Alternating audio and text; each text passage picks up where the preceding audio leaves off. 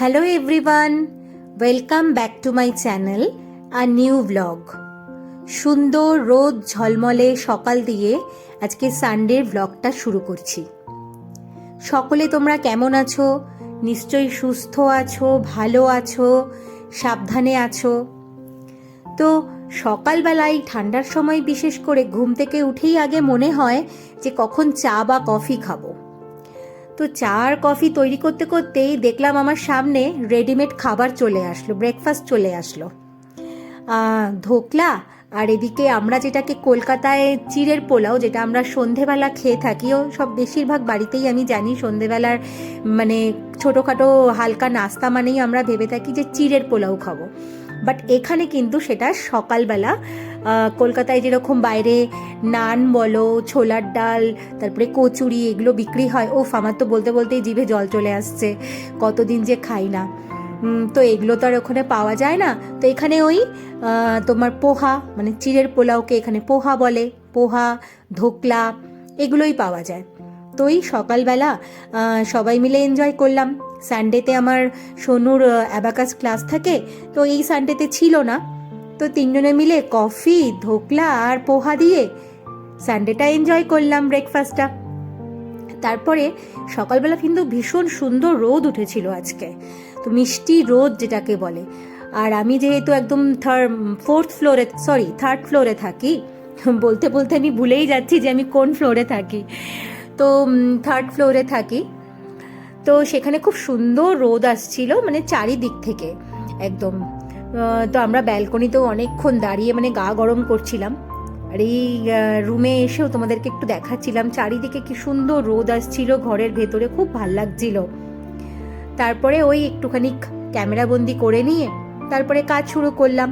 আমাদের সকালের সব ফ্যামিলিতেই যেরকম হচ্ছে কাজ থাকে, ঘুম থেকে উঠেই আগে বিছানা ক্লিন করা, ঘর পরিষ্কার করা, তো সেগুলোই শুরু করলাম।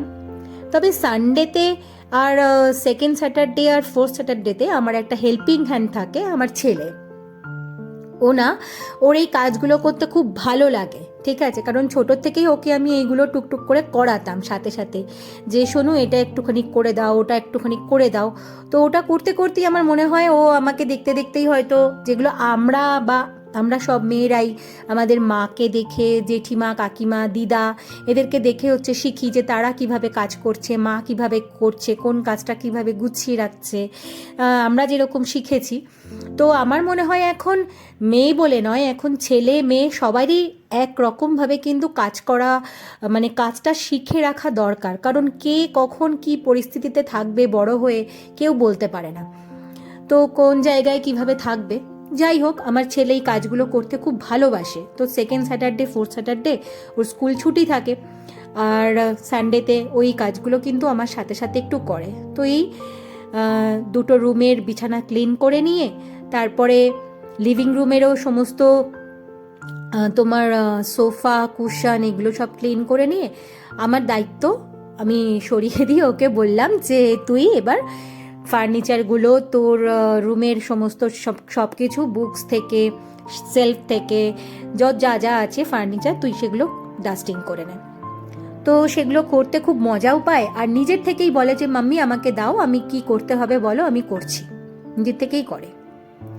তারপরে আজকে সকালে দিব্যেন্দু এনেছিল কাতলা মাছ, মানে কাটা কাতলা মাছ, বড়টা আনেনি, কারণ বড় মাছ তো আমরা তিনজন মানুষ কতদিন ধরে বসে খাবো, তো সেই জন্য কাটা কাতলা মাছ। আর এখানে একটা বাঙালি ছেলে বসে, ও খুব ভালো মাছ দেয়।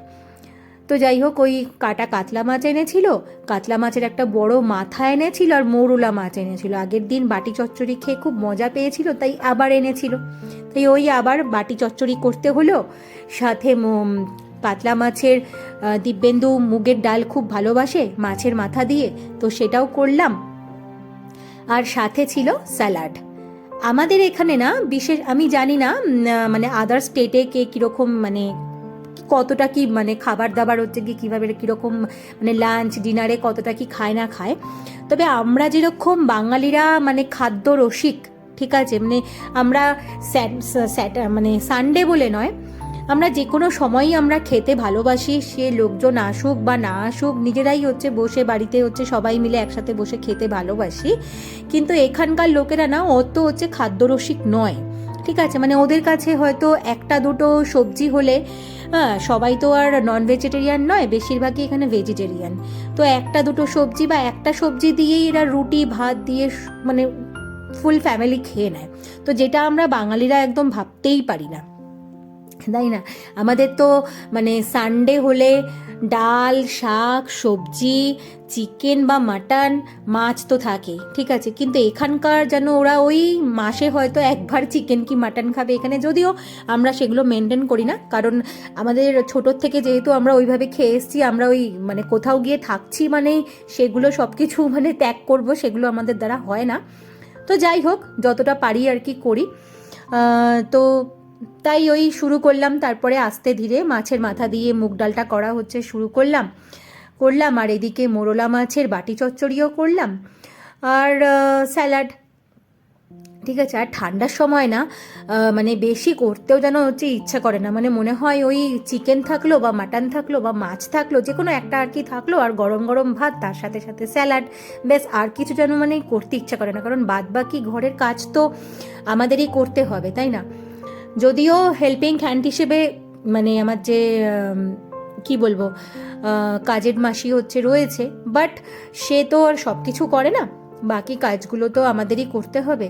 তাই ওই এই করে তারপরে শুরু হলো আমার হচ্ছে কি কিচেন ক্লিনিংয়ের কাজ।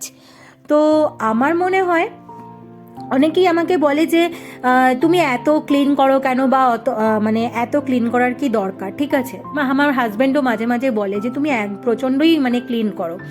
তো যাই হোক, আমার মনে হয় যে রেন্টে থাকি বা নিজের বাড়িতে থাকি বা নিজের ফ্ল্যাটে থাকি, যেখানেই থাকি না কেন, যদি একটু ক্লিন রাখতে পারি না, সে কিচেনই হোক রুম হোক, মানে টোটাল জায়গাটা, আমার মনে হয় ভেতর থেকে নিজের একটা হচ্ছে কি শান্তি লাগে।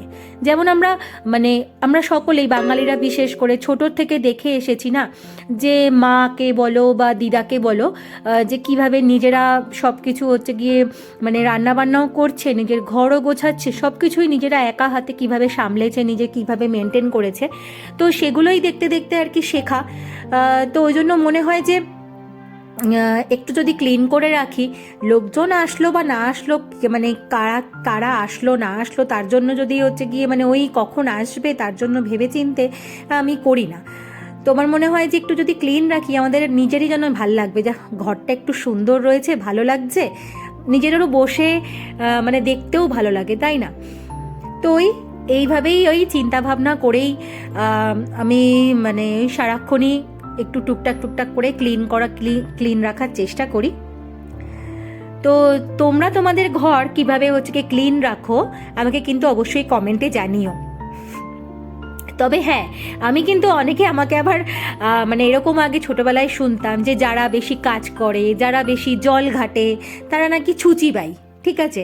তো এই কথাটার মানেটা আমি এখনো পর্যন্ত না উদ্ধার করতে পারিনি, যে মানে এটার মানেটা কি, মানে কেন তাকে বলা হচ্ছে, সে তো পরিষ্কারই করছে, কিন্তু তাকে বারবার করে কেন বলা হচ্ছে, সে জল ঘাটছে বলে বা বেশি কাজ করছে বলে বা বেশি ক্লিন করছে বলে। তো তোমরাও যদি এরকম কোনো কথা শুনে থাকো আমাকে না অবশ্যই কমেন্টে জানিও, যে ছোটোবেলা থেকে এই ধরনের কথাবার্তা, এই ধরনের কমেন্ট কারোর কাছ থেকে বা নিজের বাড়িতেও আশেপাশে কোথাও এরকম হচ্ছে কি শুনেছো কিনা, যারাই একটু বেশি ক্লিন রাখে তাদেরকে কেউ এরকম কমেন্ট পাস করেছে কিনা। তো যাই হোক, আমি এইভাবেই সানডেটাকে মানে সানডে বলে নয়, মানে প্রত্যেক দিনই 7 ডেজই আমি এরকমভাবেই চেষ্টা করি।